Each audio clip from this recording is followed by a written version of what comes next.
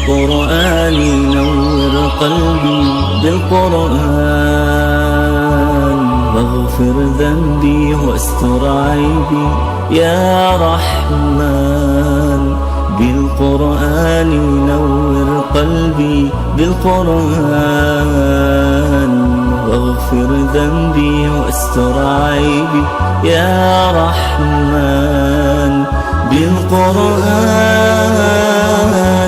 بالقرآن بالقرآن نور قلبي فكلامك ربي أحفظه فيحفظني وأرتله وأجوده فيرفعني فكلامك ربي أحفظه فيحفظني وأرتله وأجوده فيرفعني.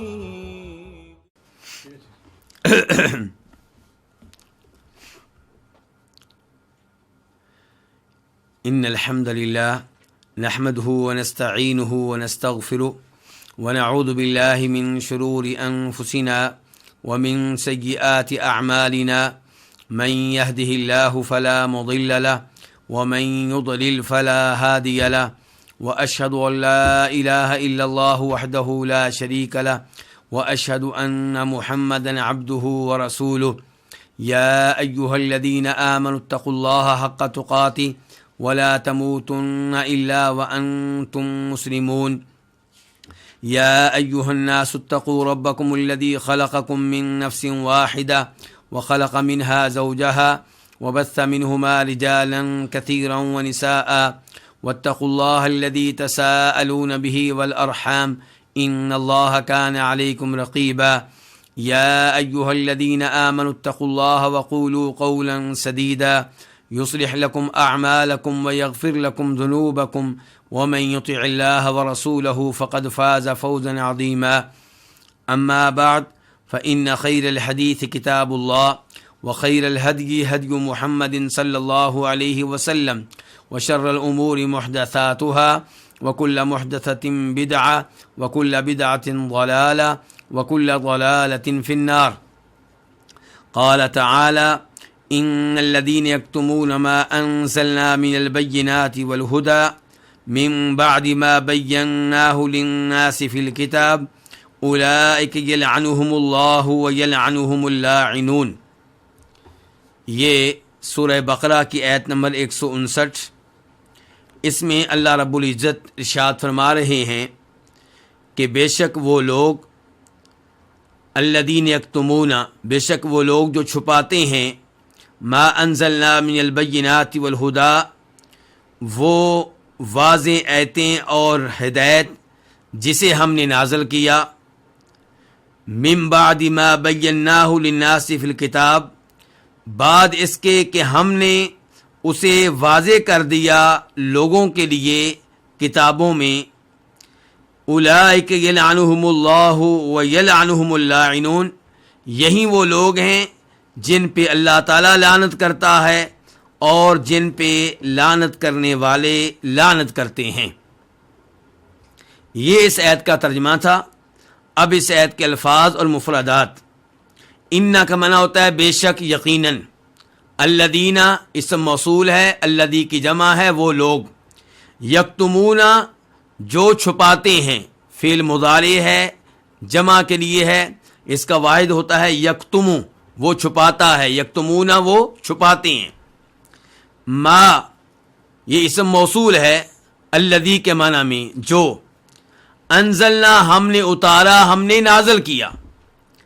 من البینات والہدی، من بیانیہ ہے، یہ بیان ہے کس کا؟ ما کا، کہ جو ہم نے اتارا.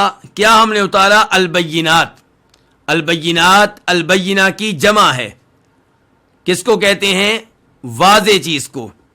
اور البینات اصل میں صفت ہے اور اس کا موصوف مقدر ہوتا ہے، یعنی کہ الآیات البینات، واضح آیتیں، واضح نشانیاں. الہدا ہدایت. من بعد ما، یہ ما مصدریہ ہے، بعد میں آنے والے فعل کو مصدر کے معنی میں کر دیتا ہے. بینا یہ فعل ماضی ہے جمع کے لیے، ہم نے واضح کیا، ہم نے کھول کر بیان کیا، للناسی لوگوں کے لیے، فی الکتابی الکتاب یہاں پہ جنس ہے، اس سے مراد وہ تمام کتابیں ہیں جو اللہ رب العزت نے نازل کی ہیں۔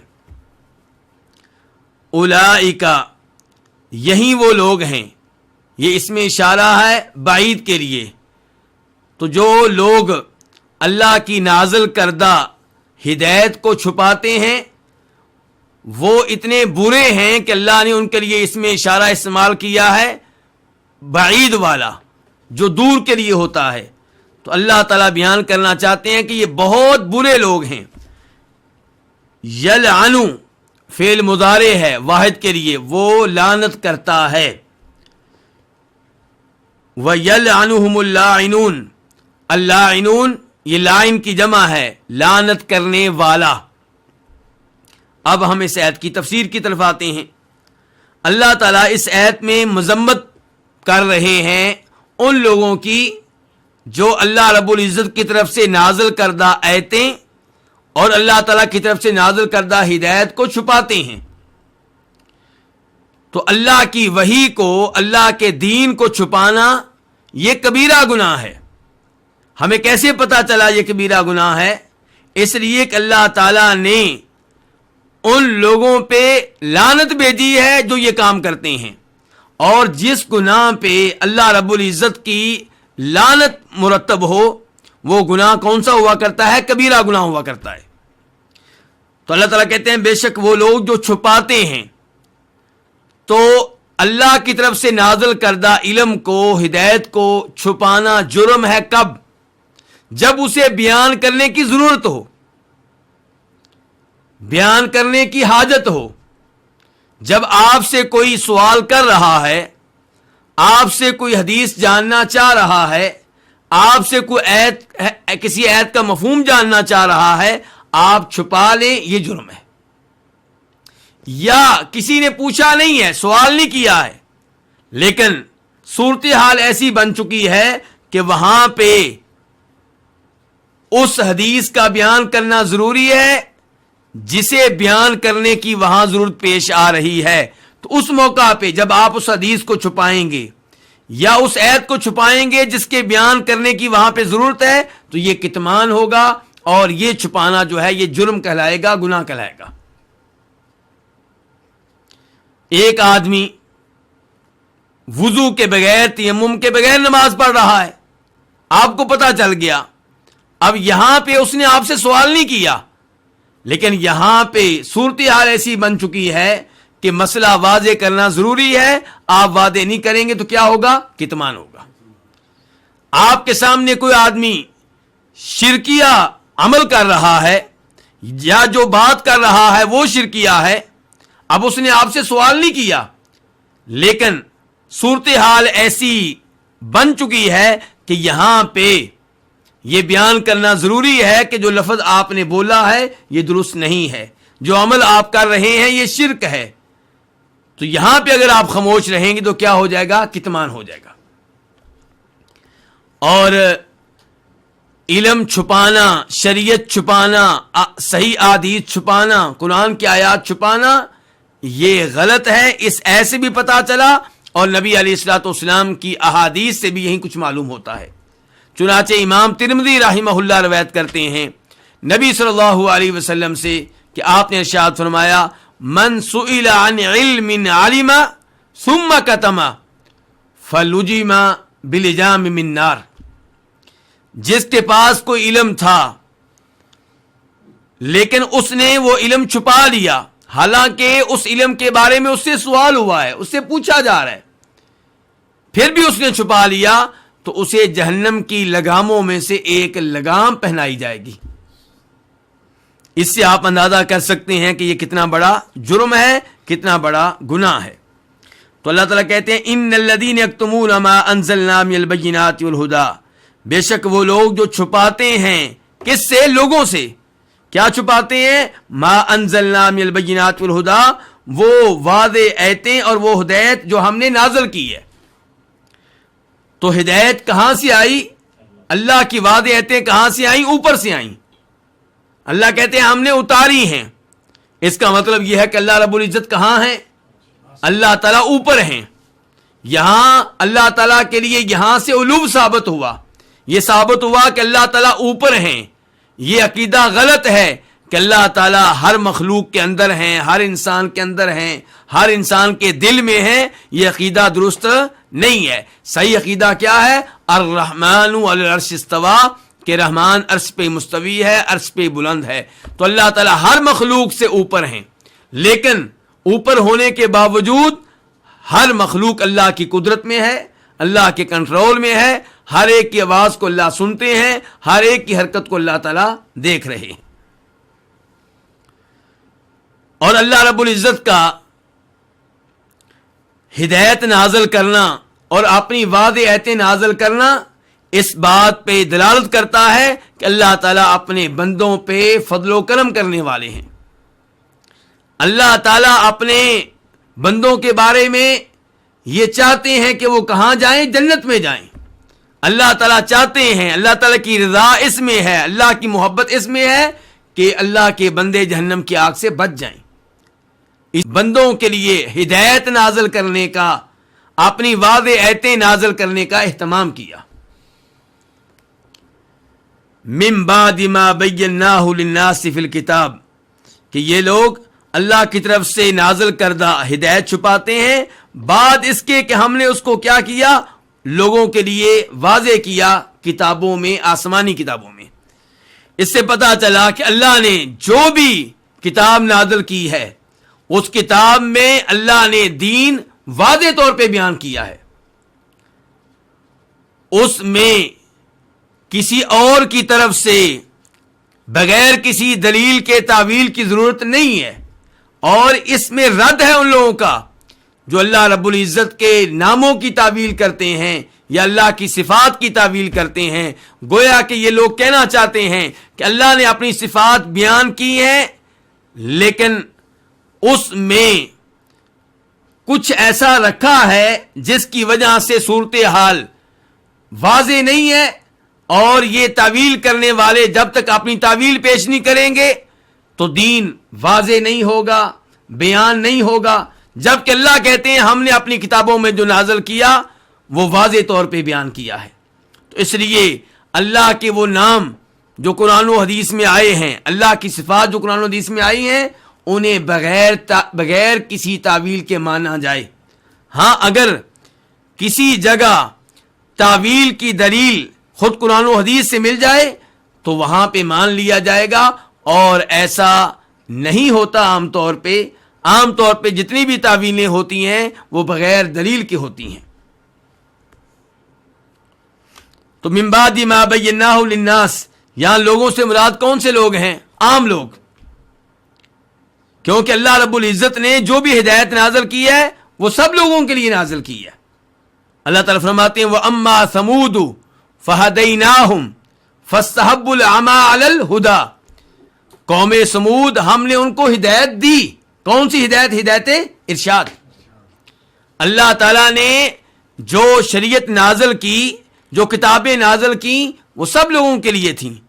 پھر کچھ لوگوں نے اس ہدایت کو قبول کیا تو انہیں ہدایت توفیق مل گئی، اور کچھ لوگوں نے اعراض کیا تو وہ گمراہی پہ چل پڑے. اولئک یلعنہم اللہ، کہ جو لوگ اللہ کی طرف سے نازل کردہ ہدایت کو، وعدے نشانیوں کو چھپاتے ہیں، یہی وہ لوگ ہیں جن پہ اللہ لعنت کرتا ہے. سیاق و سباق کا تقاضا یہ تھا کہ یہاں پہ کہا جاتا اولئک نلعنہم، یہ وہ لوگ ہیں جن پہ ہم لعنت کرتے ہیں. لیکن یہاں پہ اللہ نے کیا کہا؟ یہ وہ لوگ ہیں جن پہ لعنت کون کرتا ہے؟ اللہ تعالیٰ. تو اس میں کیا ہے؟ التفات ہے، کلام کا رخ تبدیل ہو گیا ہے. اللہ تعالیٰ اس انداز سے کلام کر رہے تھے کہ اللہ تعالیٰ خود متکلم ہے. انزلنا، ہم نے نازل کی، بینا، ہم نے وعدے کی. تو اس کے بعد کیا ہونا چاہیے تھا؟ اولئک نلعنہم، یہ وہ لوگ ہیں جن پہ ہم لعنت کرتے ہیں. لیکن یہاں پہ التفات ہے، اور اللہ تعالیٰ کہتے ہیں یہ وہ لوگ ہیں جن پہ اللہ لعنت کرتا ہے. تو یہ التفات، اس کا فائدہ کیا ہے؟ نمبر 1، سامع جو قرآن سن رہا ہے، جو قرآن پڑھ رہا ہے، اس کی توجہ کلام میں رہے. التفات کا یہ فائدہ ہوتا ہے، اس کی توجہ کلام میں رہتی ہے. اور دوسرا فائدہ کیا ہے؟ تعظیم کا. یہ کہنا کہ ان پہ اللہ لعنت کرتا ہے، اس میں تعظیم زیادہ ہے، اس میں ہیبت زیادہ ہے. اللہ تعالیٰ لعنت کرتا ہے. لعنت کا معنی مفہوم کیا ہوتا ہے؟ لعنت کا معنی ہے الطرد والابعاد. اللہ تعالیٰ کا ایسے لوگوں کو دتکار دینا، انہیں اپنی رحمت سے دور کر دینا. تو جو لوگ اللہ کی طرف سے نازل کردہ علم کو چھپاتے ہیں، ہدایت کو چھپاتے ہیں، یہ اتنے بڑے مجرم ہیں کہ اللہ تعالیٰ ان کو اپنی رحمت سے دور کر دیتا ہے. اللہ ان کو دتکار دیتا ہے. وَيَلْعَنُهُمُ اللَّاعِنُونَ، اور ان پہ لعنت کرنے والے بھی لعنت کرتے ہیں. یہ کون ہیں؟ یہ اللہ کے فرشتے، یہ انسانوں میں سے مسلمان، جنوں میں سے مسلمان، وہ بھی ایسے لوگوں پہ لعنت کرتے ہیں جو اللہ کی طرف سے نازل کردہ ہدایت کو چھپاتے ہیں. اب لعنت کرنا لفظ ایک ہی ہے جو اللہ کے لیے بھی استعمال ہوا ہے اور جو اللہ کے علاوہ دوسروں کے لیے بھی استعمال ہوا ہے. یہ بالکل وہی صورتحال ہے جو درود شریف میں ہوتی ہے. اللہم صلی علی محمد، یا وہ آیت ان اللہ و ملائکتہ یصلون علی النبی یا ایھا الذین آمنوا صلوا علیہ وسلموا تسلیما. اللہ بھی اپنے نبی پہ صلوات کرتا ہے اور لوگوں سے بھی کہا جا رہا ہے تم بھی اللہ کے نبی پہ صلوات کرو. تو اللہ کا صلوات کرنا کیا ہے کہ اللہ نبی علیہ الصلوۃ والسلام کی شان بیان کرتا ہے فرشتوں کے سامنے، آپ کا ذکر خیر کرتا ہے فرشتوں کے سامنے، آپ کے درجات کو بلند کرتا ہے، آپ کے مقام کو بلند کرتا ہے. اور لوگوں کا صلوات کرنا کیا ہے؟ لوگوں کا صلوات کرنا یہ ہے کہ وہ اللہ سے دعا کرتے ہیں کہ اے اللہ ہمارے نبی پہ، اپنے نبی پہ صلوات کر، یعنی کہ آپ کی شان میں اضافہ فرما، آپ کا ذکر خیر فرشتوں کے ہاں کر. تو یہاں پہ بھی یہی کچھ ہے. اللہ لعنت کرتا ہے یعنی کہ اللہ ایسے لوگوں کو اپنی رحمت سے دور کرتا ہے، اللہ ایسے لوگوں کو دتکار دیتا ہے. اور لوگ لعنت کرتے ہیں یعنی کہ لوگ اللہ سے دعا کرتے ہیں، اللہ سے سوال کرتے ہیں کہ یا اللہ ان پہ لعنت کر، ان کو اپنی رحمت سے دور کر، ان کو دتکار دے. اولئک یلعنہم اللہ ویلعنہم اللاعنون الا الذین تابوا واصلحوا وبینوا فاولئک اتوب علیہم وانا التواب الرحیم. یہ آیت نمبر 160 ہے. اس میں اللہ تعالیٰ فرما رہے ہیں مگر وہ لوگ جنہوں نے توبہ کی، وَأَصْلَحُوا اور جنہوں نے اصلاح کی، وَبَيَّنُوا اور جنہوں نے کھول کر بیان کر دیا، واضح کر دیا، فَأُولَئِكَ أَتُوبُ عَلَيْهِمْ تو یہی وہ لوگ ہیں جن کی میں توبہ قبول کرتا ہوں. وَأَنَا التَّوَّابُ الرَّحِيمُ اور میں بہت زیادہ توبہ قبول کرنے والا ہوں، نہایت رحم کرنے والا ہوں. اللہ یہ استثناء کے لیے ہے، اور استثناء یہاں پہ کون سا ہے؟ متصل. تو مستثنیٰ منہ کیا ہے؟ وہ لوگ جو اللہ کی طرف سے نازل کردہ ہدایت کو چھپاتے ہیں، وہ کیا ہوئے؟ مستثنیٰ منہ. اور استثناء کیا ہے؟ مستثنیٰ کیا ہے؟ الذین تابوا واصلحوا وبینوا. مزید اس بات کو واضح کروں گا اس آیت کی تفسیر کرتے ہوئے. فی الحال اس آیت کے مفردات اور الفاظ آپ کے سامنے رکھ رہا ہوں. الذین اسم موصول، وہ لوگ جو لوگ، تابو فی الماضی یا جمع کے لیے، جنہوں نے توبہ کی، اللہ کی طرف رجوع کیا. وَأَصْلَحُوا یہ بھی فعل ماضی ہے جمع کے لیے، اصلح یصلح سے، جنہوں نے اصلاح کی. وَبَيَّنُوا فعل ماضی ہے جمع کے لیے، جنہوں نے واضح طور پہ بیان کیا، کھول کر بیان کیا. فَأُولَئِكَ اس میں اشارہ ہے بعید کے لیے. اتوبو علیہم، میں ان کی توبہ قبول کرتا ہوں. کیونکہ تاب یتوبو کے دو معنی ہوتی ہیں، ایک توبہ کی توفیق دینا اور ایک توبہ قبول کرنا. تو یہاں پہ اتوب علیہم، میں ان کی توبہ قبول کرتا ہوں. وَأَنَا التَّوَّابُ الرَّحِيمُ، انا کا معنی کیا؟ میں. نحنو کا معنی ہوتا ہے ہم، انا کا معنی میں، اور میں ہی التواب، بہت زیادہ توبہ قبول کرنے والا ہوں. یہ مبالغے کا لفظ ہے. الرحیم، نہایت رحم کرنے والا ہوں، یہ بھی مبالغے کا لفظ ہے. اب اس آیت کی تفسیر کی طرف آتے ہیں. تو اللہ تعالیٰ نے آیت نمبر 159 میں وعدے کیا کہ جو اللہ رب العزت کی طرف سے نازل کردہ ہدایت اور آیتوں کو چھپاتے ہیں یہ ملعون ہیں، ان پہ اللہ کی لعنت اور ان پہ تمام لوگوں کی لعنت، ان پہ لعنت کرنے والوں کی لعنت. اس آیت میں اللہ تعالیٰ بتا رہے ہیں کہ علم چھپانے والوں میں سے کچھ لوگ ایسے ہیں جن پہ اللہ کی لعنت نہیں ہوگی، جن پہ لعنت کرنے والوں کی لعنت نہیں ہوگی. تو جو علم چھپانے والے تھے وہ کیا ہوئے؟ مستثنا منہ. اور مستثنا کون ہے؟ کون ہے وہ جن پہ لعنت نہیں ہوگی؟ جنہوں نے اپنے جرم سے توبہ کر لی. جرم کیا تھا؟ اللہ کی طرف سے نازل کردہ ہدایت اور علم اور شریعت کو چھپانا. اب یہ گناہ ان سے سرزد ہوتا رہا. اب انہوں نے توبہ کر لی، رجوع کر لیا. کس سے رجوع کر لیا؟ چھپانے کے جرم سے. جی الا الذین تابوا، مگر وہ لوگ جنہوں نے توبہ کر لی. وَأَصْلَحُوا، اور جنہوں نے اصلاح کی. کس کی؟ اس فساد کی جو ان کے علم چھپانے سے پیدا ہو چکا تھا. توبہ بھی کی آپ نے اس جرم کی، اور اصلاح کی اس فساد کی جو ان کے چھپانے کی وجہ سے پیدا ہو چکا تھا. ان کے علم چھپانے کی وجہ سے جو برائیاں پیدا ہو چکی تھیں. مثال کے طور پہ آپ یہودیوں کو لے لیں.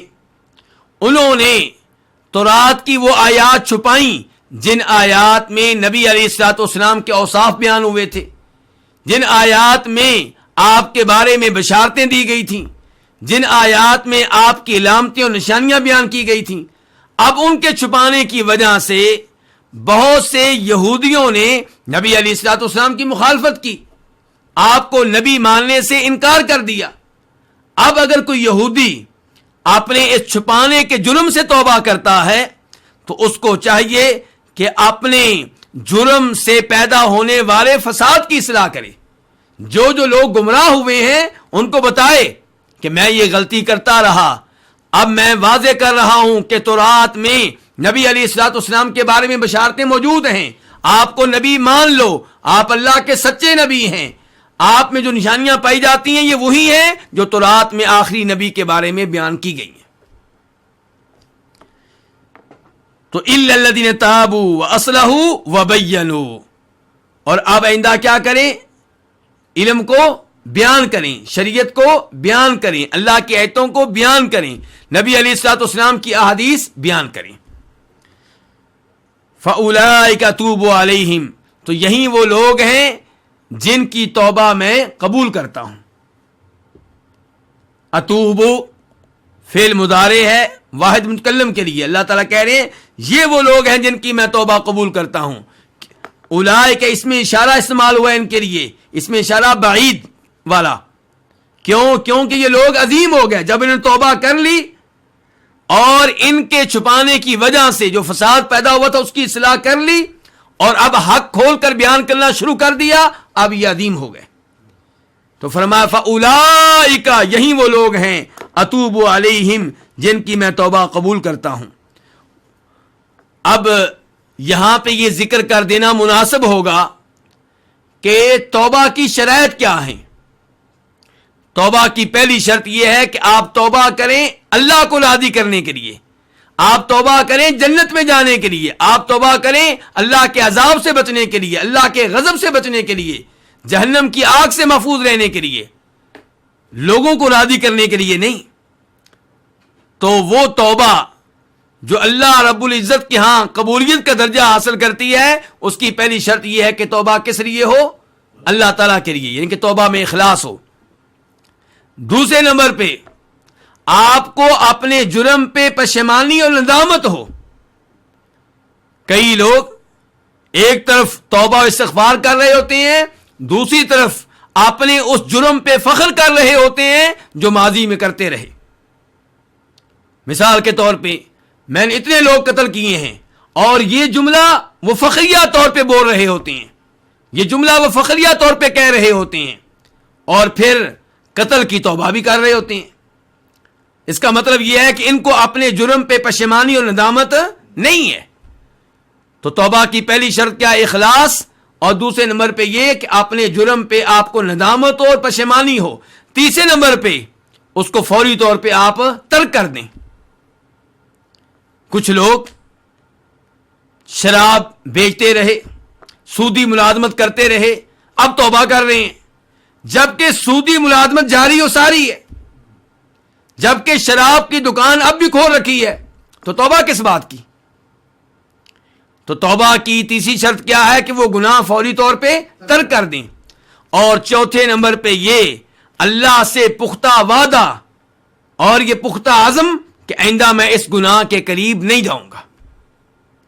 بطور بشر ممکن ہے کہ وہ گناہ پھر کبھی ہو جائے، لیکن کم از کم توبہ کرتے ہوئے آپ کے دل میں پختہ ارادہ ہو کہ آئندہ میں نے اس گناہ کے قریب نہیں جانا۔ ورنہ کئی لوگ ایسے ہیں جو حج عمرے پہ جاتے ہیں اور اپنے کبیرہ گناہوں کی پختہ توبہ کرتے ہیں، لیکن دل میں یہ ہوتا ہے واپس جا کے یہ کام پھر کروں گا۔ تو پھر یہ توبہ نہیں ہے، یہ وہ توبہ نہیں ہے جو اللہ رب العزت کے ہاں شرف قبولیت حاصل کرتی ہے۔ تو اِلَّا الَّذِينَ تَابُوا وَأَصْلَحُوا وَبَيَّنُوا فَأُولَٰئِكَ أَتُوبُ عَلَيْهِمْ، یہاں پہ توبہ ہے تو اس کا مطلب یہ ہے کہ ان لوگوں کو احساس ہو کہ ہم نے اللہ کے دین میں سے کچھ چھپایا تھا، اور وہ کیا تھا؟ وہ جرم تھا، اس کے اوپر پشیمانی ہو، ندامت ہو، اور چھپانے کے عمل کو اب ترک کر دیں، اور یہ عزم ہو کہ آئندہ چھپائیں گے نہیں بلکہ توحید کو بیان کریں گے، نبی علیہ السلام کی رسالت کو بیان کریں گے، حق کو بیان کریں گے، آپ کی احادیث کو بیان کریں گے۔ افسوس سے کہنا پڑتا ہے کہ مسلمان آج کل فرقوں میں تقسیم ہو گئے اور مسالک میں تقسیم ہو گئے، اور کئی مسالک ایسے ہیں جن کے علماء پبلک سے صحیح احادیث کو چھپاتے ہیں، کیونکہ وہ احادیث بیان کریں گے تو ان کے مسلک پہ زد پڑے گی، ان کے مسلک پہ تنقید ہوگی، لوگ ان کا مسلک چھوڑنا شروع کر دیں گے۔ اس وجہ سے قرآن کی آیتیں چھپاتے ہیں، نبی علیہ الصلوۃ والسلام کی صحیح احادیث چھپاتے ہیں۔ تو اللہ کی طرف سے نازل کردہ دین کو، آیتوں کو، آپ کی احادیث کو چھپانا کون سا گناہ ہے؟ کبیرہ گناہ ہے۔ علماء کرام کا فرض یہ نہیں ہے کہ وہ حق چھپائیں اپنے مسلک کو بچانے کے لیے، ان کا فریضہ یہ تھا کہ وہ حق بیان کریں، چاہے وہ حق ان کے مسلک کے خلاف ہو، چاہے ان کے استاد کے خلاف ہو، چاہے ان کی مخصوص فضا کے خلاف ہو جو انہوں نے قائم کر رکھی تھی۔ اللہ تعالیٰ کہتے ہیں وَأَنَا التَّوَّابُ الرَّحِيمُ، اور میں ہی بہت توبہ قبول کرنے والا ہوں، رحم کرنے والا ہوں۔ یہ اللہ کے دو نام ہیں، نمبر ایک تواب، نمبر دو الرحیم، اور ان دو ناموں سے اللہ کی دو صفتوں کا پتہ چلتا ہے۔ پہلی صفت کیا ہے؟ توبہ قبول کرنا، اور دوسری صفت کیا ہے؟ رحمت کرنا۔ ہم اللہ تعالیٰ کی یہ دونوں صفتیں مانتے ہیں، اور تواب وہ ہے جو بار بار توبہ قبول کرنے والا ہو اور ہر ایک کی توبہ قبول کرنے والا ہو۔ تو اللہ تعالیٰ تواب ہیں، ایک انسان اللہ سے 1000 دفعہ توبہ کرتا ہے، آج یہ گناہ کیا اللہ سے توبہ کر رہا ہے، کل دوسرا گناہ کیا پھر اللہ سے توبہ کر رہا ہے، تیسرے دن پھر پہلے والا گناہ ہو گیا پھر توبہ کر رہا ہے۔ اللہ رب العزت اس کی بار بار توبہ قبول کر رہے ہیں۔ اور پھر اللہ تعالیٰ سے کتنے انسان ہیں جو توبہ کرتے ہیں؟ ہزاروں، لاکھوں، کروڑوں، اربوں انسان ہیں جو اللہ سے توبہ کر رہے ہیں، اللہ ہر ایک کی توبہ قبول کر رہا ہے۔ تواب کے معنی میں یہ بھی داخل ہوگا اللہ توبہ کی توفیق دینے والا بھی ہے اور توبہ قبول کرنے والا بھی ہے۔ الرحیم، اللہ تعالیٰ نہایت رحم کرنے والا ہے، تو اس سے اللہ کی صفت رحمت کا پتہ چلتا ہے۔ اس کے بعد آیت نمبر 161 اللہ تعالیٰ فرماتے ہیں ان الذین کفروا وماتوا وهم کفار اولئک علیہم لعنت اللہ والملائکۃ والناس اجمعین، بے شک وہ لوگ جنہوں نے کفر کیا اور فوت ہو گئے اس حال میں کہ وہ کافر تھے، یہی وہ لوگ ہیں جن پہ اللہ کی لعنت، تمام فرشتوں کی لعنت اور تمام لوگوں کی لعنت۔ پہلی 2 آیتوں میں تذکرہ تھا کن کا؟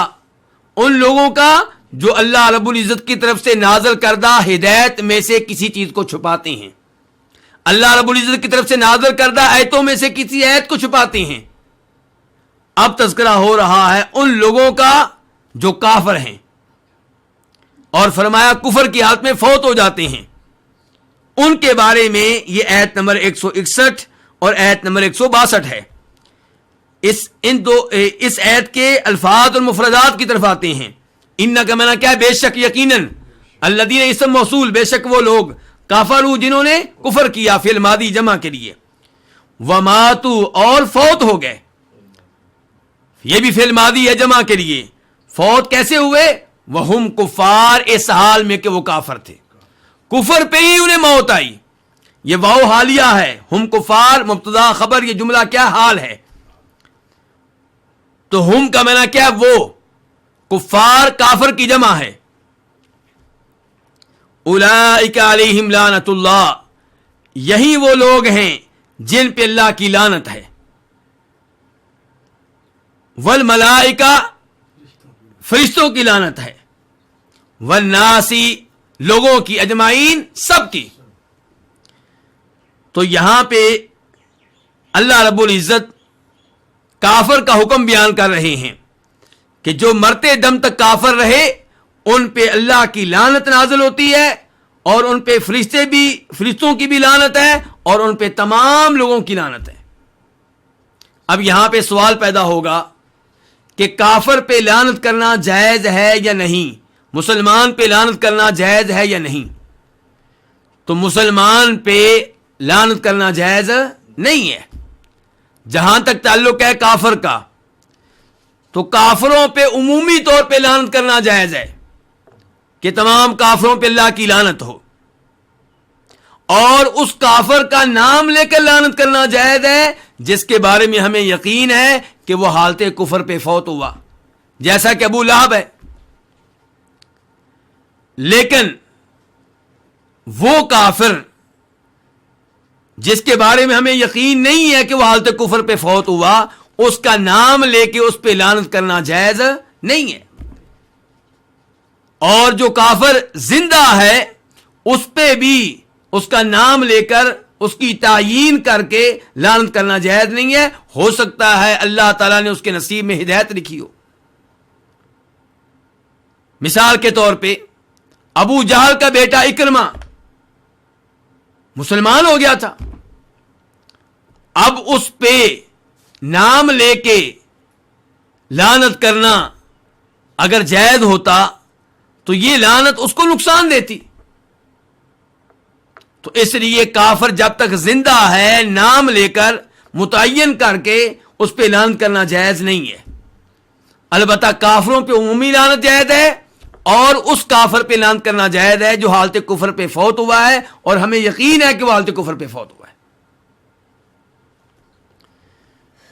اللہ تعالیٰ فرماتے ہیں ان الذین کفروا وماتوا وهم کفار، بے شک وہ لوگ جنہوں نے کفر کیا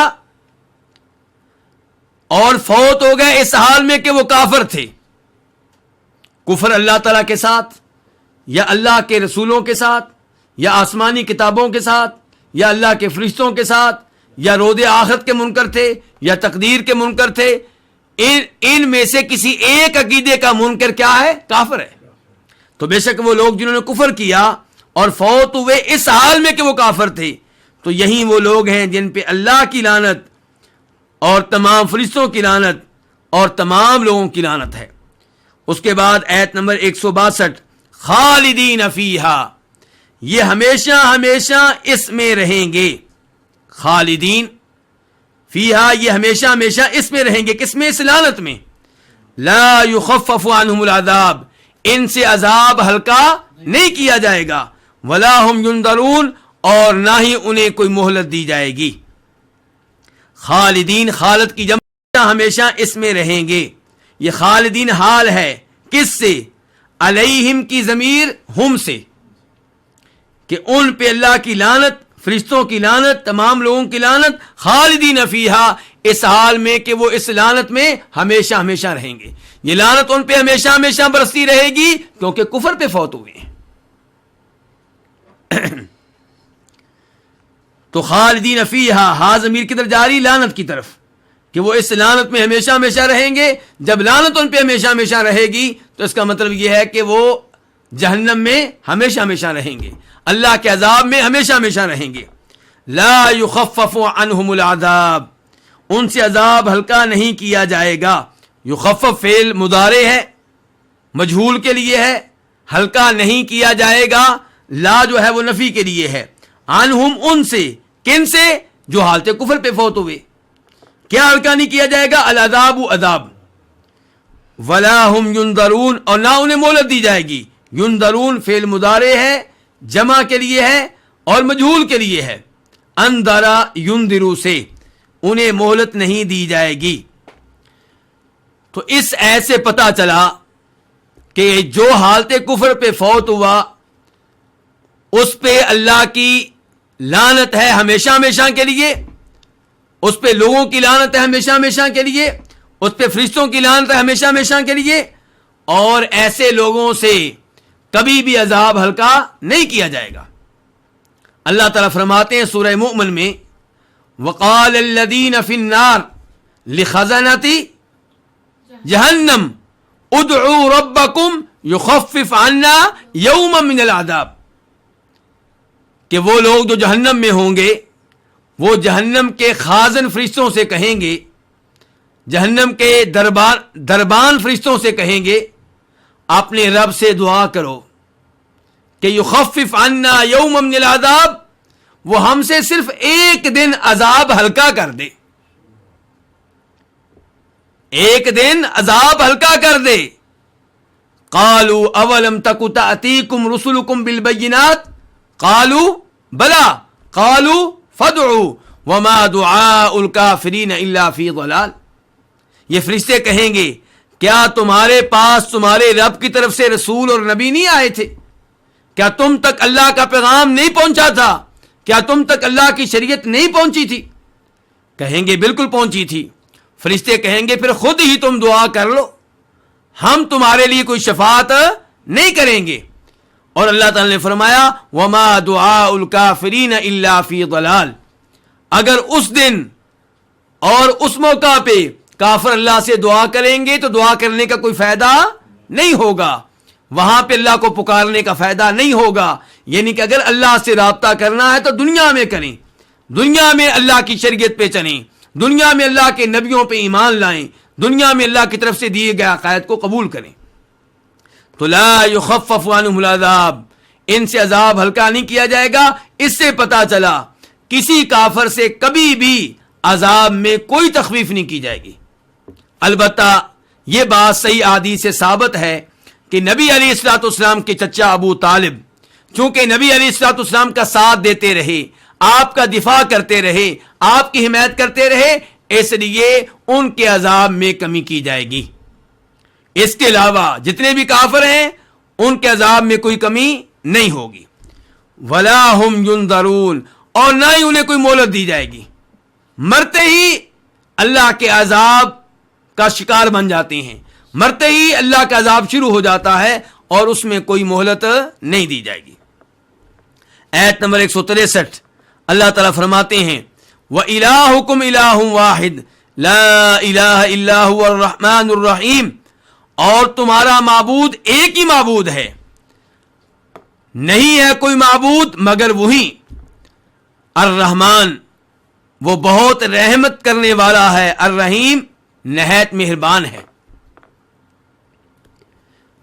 الہکم تمہارا معبود، الہ معبود کے معنی میں ہوتا ہے جس کی عبادت کی جائے، یعنی کہ تمہاری طرف سے ہر طرح کی عبادت کا حقدار کون ہے؟ ایک ہی معبود ہے، دو نہیں ہیں، تین نہیں ہیں، لا الہ الا ہو، اس کے سوا کوئی معبود برحق نہیں ہے۔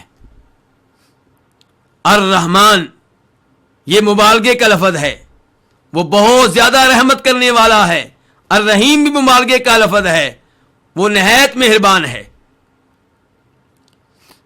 یہاں پہ اللہ رب العزت اپنی توحید بیان کر رہے ہیں اور بتا رہے ہیں کہ معبود ایک ہی ہے۔ اس سے پتا چلا کہ عیسائیوں کا عقیدہ غلط ہے کہ اللہ رب العزت بھی معبود، ان کی والدہ جناب مریم بھی معبود، یا اللہ تعالی معبود، عیسیٰ علیہ السلام معبود اور جبریل علیہ السلام بھی معبود۔ تو معبود کتنے ہیں؟ ایک ہی۔ تثلیث کا عقیدہ غلط ہے۔ وَإِلَٰهُكُمْ إِلَٰهٌ وَاحِدٌ، تمہارا معبود ایک ہی معبود ہے، ایک ہی معبود کی عبادت کرو۔ اس میں ان مسلمانوں کے لیے بھی پیغام ہے جو کلمہ پڑھنے کے باوجود عبادت میں اللہ کے ساتھ اوروں کو شریک کرتے ہیں اور پھر کہتے ہیں کہ ہم شرک نہیں کرتے۔ ان لوگوں کو پتہ ہونا چاہیے عبادت کس کو کہتے ہیں۔ دعا عبادت ہے۔ جب آپ غیبانہ طور پہ اللہ رب العزت کی طرح قبر والوں کو پکارتے ہیں، فوت شدگان کو پکارتے ہیں، تو یہ ان کو اللہ کے ساتھ عبادت میں شریک کرنا ہے۔ تو اللہ رب العزت کی عبادت پہ مشتمل امور اللہ کے لیے خاص ہیں، ان میں دوسروں کو شریک کرنے کی اجازت نہیں ہے۔ تو تمہارا معبود ایک ہی معبود ہے، لا الہ الا ہو، اس کے سوا کوئی معبود برحق نہیں۔ لا نفی جنس کے لیے ہے، الہ اس کا اسم ہے۔ خبر کہاں ہے؟ خبر مقدر ہے۔ وہ کیا ہے؟ کچھ لوگ کہتے ہیں کہ وہ ہے موجود، یعنی کہ لا الہ موجود الا ہو، کہ اللہ کے علاوہ کوئی ایسا معبود نہیں ہے جو موجود ہو، اور یہ چیز حقیقت کے خلاف ہے۔ حقیقت کیا ہے؟ کہ اللہ کے علاوہ کئی ایسے ہیں جن کو معبود بنایا گیا، جن کی عبادت کی جا رہی ہے۔ ہندو گائے کی عبادت کرتے ہیں تو گائے معبود ہے۔ تو یہ کہنا کہ اللہ کے علاوہ کوئی معبود موجود نہیں ہے، یہ غلط ہے۔ موجود ہے معبود۔ بت کیا ہے؟ معبود ہے۔ کئی انسان ہیں جن کی عبادت کی جاتی ہے، کی جاتی رہی ہے، وہ سب کیا تھے؟ معبود تھے۔ تو پھر خبر کیا ہونی چاہیے؟ خبر یہ کہ لا الہ حق الا ہو، لا الہ مستحق للعبادت الا ہو، کہ اللہ کے علاوہ کوئی ایسا نہیں ہے جو معبود برحق ہو۔ اور اس کی تائید سورہ حج کی آیت سے ہوتی ہے، ذالک بان اللہ هو الحق وان ما يدعون من دونه هو الباطل۔ بات یہ ہے کہ اللہ ہی معبود برحق ہے، اور یہ لوگ اللہ کے علاوہ جن کی عبادت کرتے ہیں وہ سب کے سب کیا ہیں؟ باطل ہیں، وہ معبودان باطلہ ہیں۔ معبود برحق ایک اللہ ہے۔ تو یہ ہے لا الہ الا ہو، کہ اللہ کے علاوہ کوئی معبود برحق نہیں ہے۔ الرحمن، تمہارا معبود جو ہے وہ رحمان بھی ہے، رحیم بھی ہے۔ تو الہکم یہ مبتدا تھا، اس کی چار خبریں ہیں۔ پہلی خبر الہ واحد، تمہارا معبود ایک ہی معبود ہے، یہ پہلی خبر۔ دوسری خبر لا الہ الا ہو، تمہارے معبود کے علاوہ کوئی معبود برحق نہیں ہے۔ تیسری خبر تمہارا معبود کیا ہے؟ رحمان ہے۔ چوتھی خبر تمہارا معبود کیا ہے؟ رحیم ہے۔ رحمان و رحیم اللہ کے ناموں میں سے دو نام ہیں۔ رحمان بھی مبالغے پہ دلالت کرتا ہے، رحیم بھی مبالغے پہ دلالت کرتا ہے، لیکن رحمان میں مبالغہ زیادہ ہے۔ کیوں؟ کیونکہ رحمان کے الفاظ اور حروف زیادہ ہیں، رحمان کے حروف زیادہ ہیں رحیم کے مقابلے میں، اس لیے رحمان میں رحمت میں مبالغہ زیادہ پایا جاتا ہے۔ رحمان و رحیم یہ دونوں نام اللہ کی رحمت پہ دلالت کرتے ہیں۔ پھر یہاں پہ دو نام کیوں لائے گئے؟ کیا دونوں میں کوئی فرق ہے؟ اس بارے میں علماء کرام کے کئی ایک اقوال ہیں، کئی ایک آراء ہیں۔ مثال کے طور پہ رحمان وہ ہے جس کی رحمت دنیا میں بھی ہے، آخرت میں بھی ہے، اور رحیم وہ ہے جس کی رحمت آخرت میں صرف مسلمانوں کے لیے ہے. اور ایک فرق یہ بیان کیا گیا ہے کہ رحمان فعلان کے وزن پہ ہے، اور فعلان وہ وزن ہے جو اپنے معنی کی وسعت پہ دلالت کرتا ہے. مثال کے طور پہ غضبان جو بہت زیادہ غصے والا ہو، عطشان جسے بہت زیادہ پیاس لگی ہوئی ہو، تو رحمان جو بہت زیادہ رحمت کرنے والا ہو. اور رحیم فعیل کے وزن پہ ہے، اور یہ فعیل کا وزن جو ہے یہ دلالت کرتا ہے اپنے معنی کے دوام پہ، ہمیشگی پہ، یعنی کہ اللہ تعالی ہمیشہ رحمت کرنے والا ہے. تو اب رحمان و رحیم جب اللہ کے دو نام آئے تو نتیجہ کیا نکلا؟ اللہ کی رحمت اتنی وسیع ہے کہ سب کے لیے ہے، اور رحیم اللہ کی رحمت ہمیشہ ہمیشہ کے لیے ہے، اس میں کوئی انقطاع نہیں ہے، ختم ہونے والی نہیں ہے. اگر اللہ کی رحمت وسیع ہو لیکن 2 دنوں میں ختم ہو جائے تو مخلوق کا نقصان ہے، اور اگر اللہ تعالیٰ کی رحمت مسلسل ہو لیکن تھوڑی ہو، سب کے لیے پوری نہ ہو، تو پھر بھی مسئلہ ہے. تو الرحمن الرحیم، اللہ تعالیٰ کی رحمت وسیع ہے اور اللہ تعالیٰ کی رحمت ہمیشہ ہمیشہ کے لیے ہے. لیکن کافر اس رحمت سے فائدہ اٹھائے گا دنیا میں، آخرت میں اس کا اس رحمت میں کوئی حصہ نہیں ہے. اس وجہ سے نہیں کہ اللہ کی رحمت میں کوئی کمی ہے، بلکہ اس وجہ سے کہ انہیں دنیا میں مہلت دی گئی، ان پہ رحمت ہوتی رہی. روز آخرت یہ سزا کا دن ہے، یہ جزا کا دن ہے. نیک لوگوں کو نیکیوں پہ اجر و ثواب ملے گا، برے لوگوں کو ان کے جرائم پہ سزا ملے گی. اس لیے کافر کے لیے اللہ کی رحمت میں روز آخرت کوئی حصہ نہیں ہے.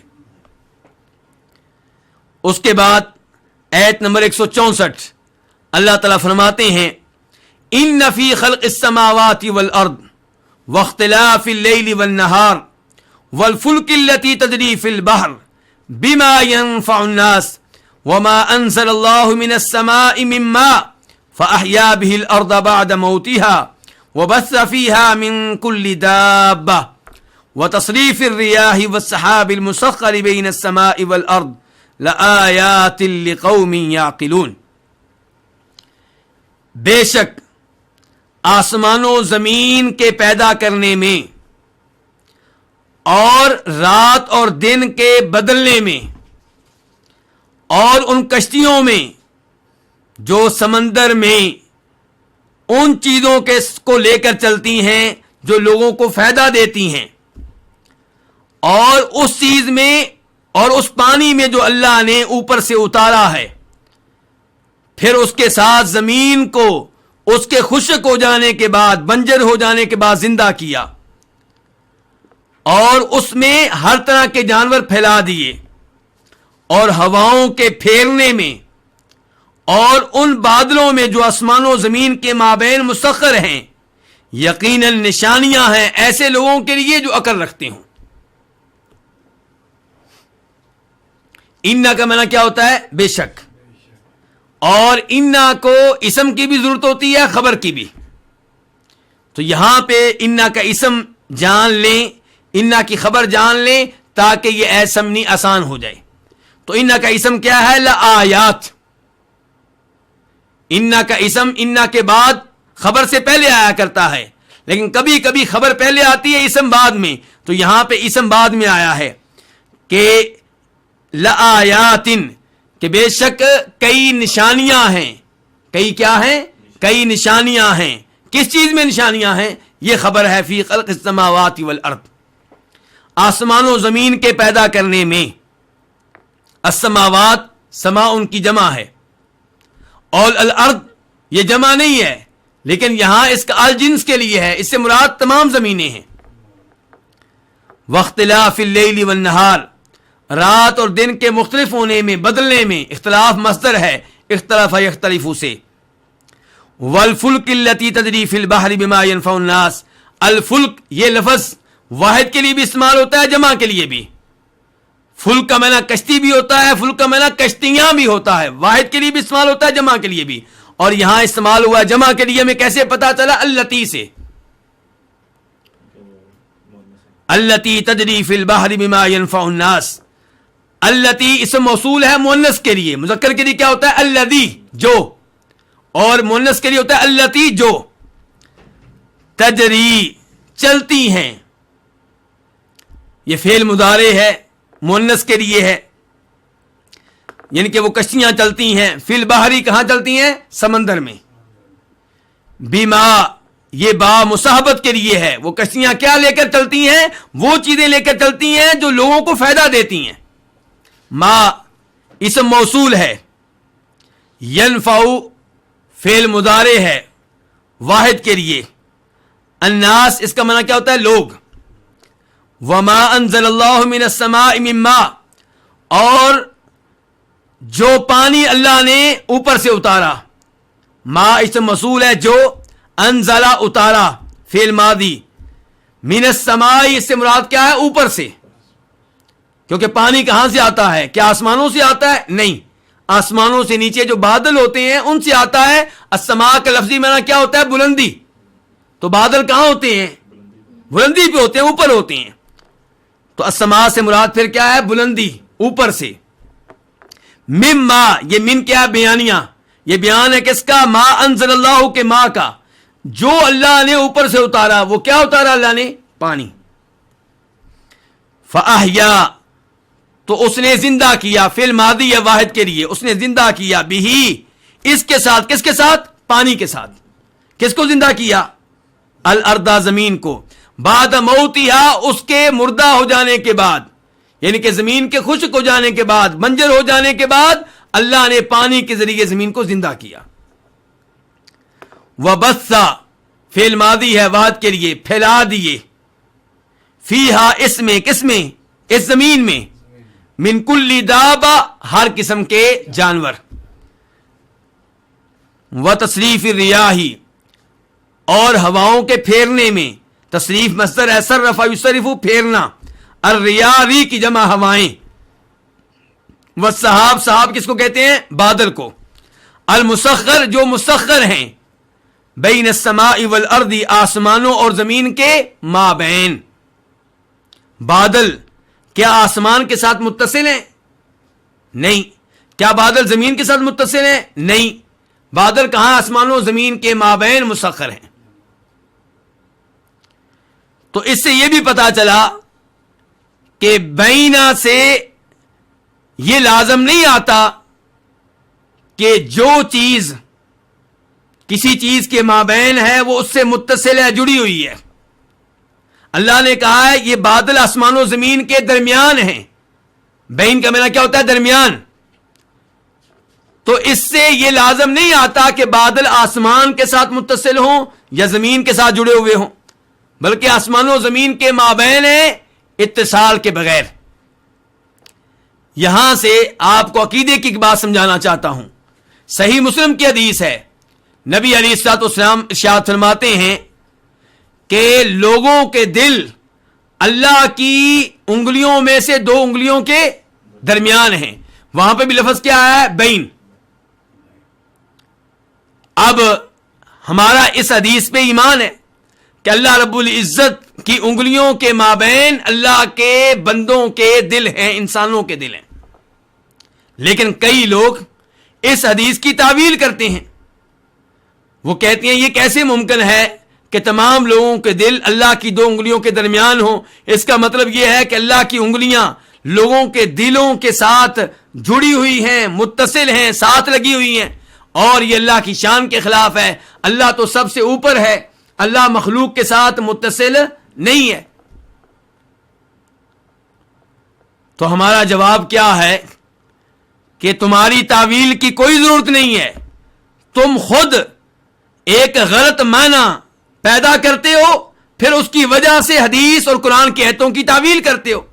تمہیں کس نے کہا ہے کہ بین کے لفظ سے یہ لازم آتا ہے کہ انسانوں کے دل اللہ کی انگلیوں کے ساتھ جڑے ہوئے ہیں، ساتھ لگے ہوئے ہیں، متصل ہیں؟ بلکہ انسانوں کے دل اللہ کی 2 انگلیوں کے درمیان ہیں، اتصال کے بغیر. جیسے اللہ نے کہا ہے یہاں پہ کہ بادل آسمانوں زمین کے مابین ہیں، لیکن یہ بادل آسمان کے ساتھ متصل نہیں ہے، زمین کے ساتھ متصل نہیں ہے. تو لوگوں کے دل اللہ کی دو انگلیوں کے مابین ہیں، اتصال کے بغیر. کیسے ہیں؟ جیسے اللہ جانتا ہے، جیسے اللہ کے شان شان ہے، ہم اس کی کیفیت و تفصیلات نہیں جانتے. المسخر، جن کو مسخر کیا گیا ہے، یہ اسم مفعول ہے.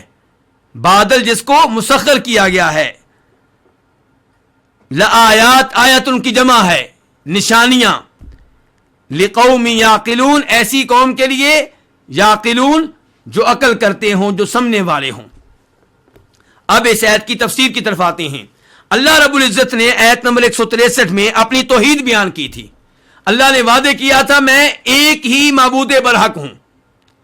اب اس آیت نمبر 164 میں اللہ تعالی وہ نشانیاں بیان کر رہے ہیں، وہ دلائل بیان کر رہے ہیں جن سے پتا چلتا ہے کہ اللہ تعالی واقعی ایک ہیں، جن سے پتا چلتا ہے اللہ کے وجود کا.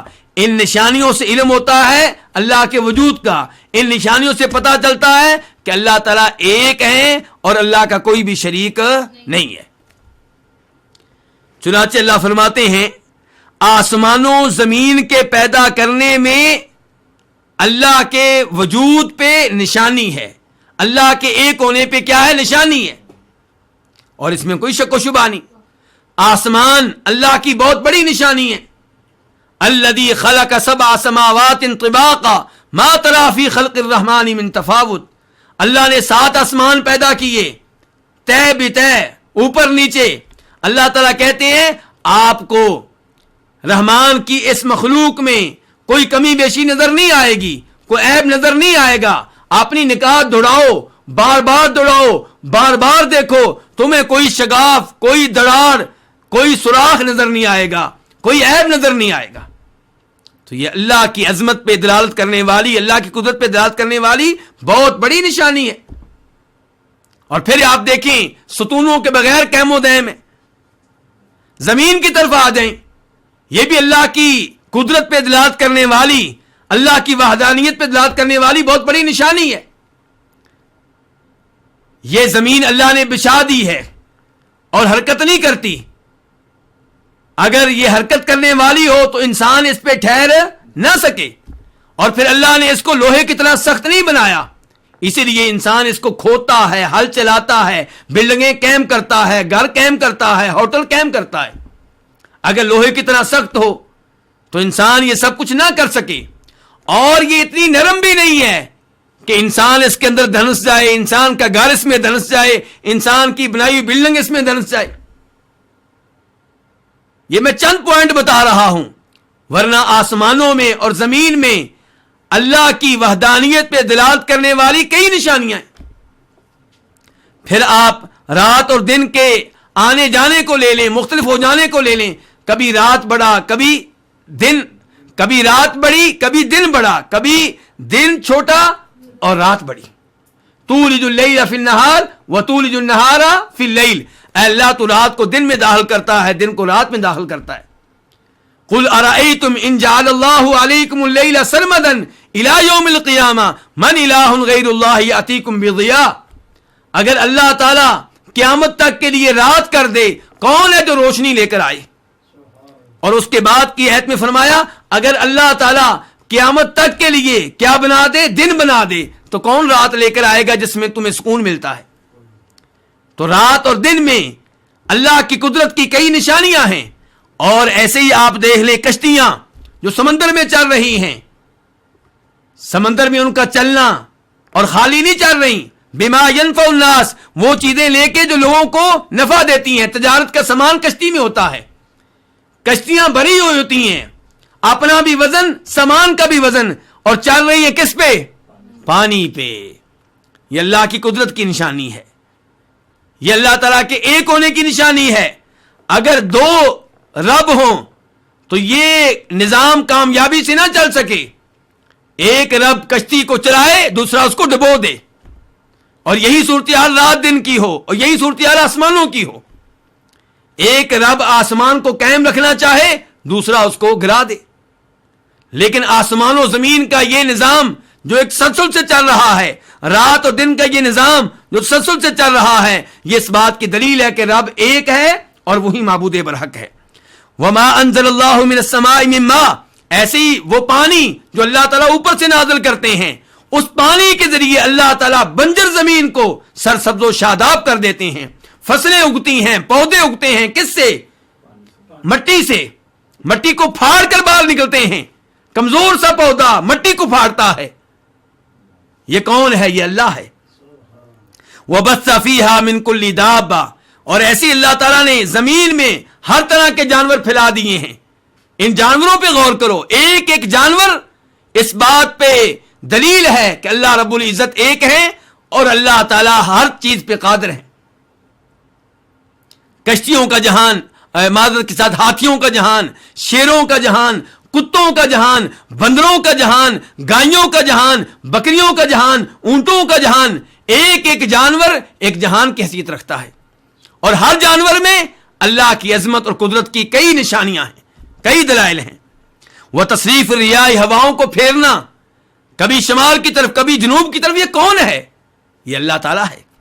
اور یہ بادل جو آسمان و زمین کے مابین قائم ہیں، چل رہے ہیں، جدھر اللہ حکم دیتا ہے ادھر جاتے ہیں، جہاں پہ اللہ چاہتا ہے وہاں پہ پانی برساتے ہیں، اور پھر اتنا پانی برساتے ہیں جتنا اللہ چاہتا ہے، اور آرام آرام سے برساتے ہیں۔ سارا پانی یکدم برسا دیں تو لوگ ہلاک ہو جائیں، لوگوں کی بلڈنگیں گر پڑیں، لیکن ایک ایک قطرہ، دو دو قطرے، قطرہ قطرہ بارش برستی ہے۔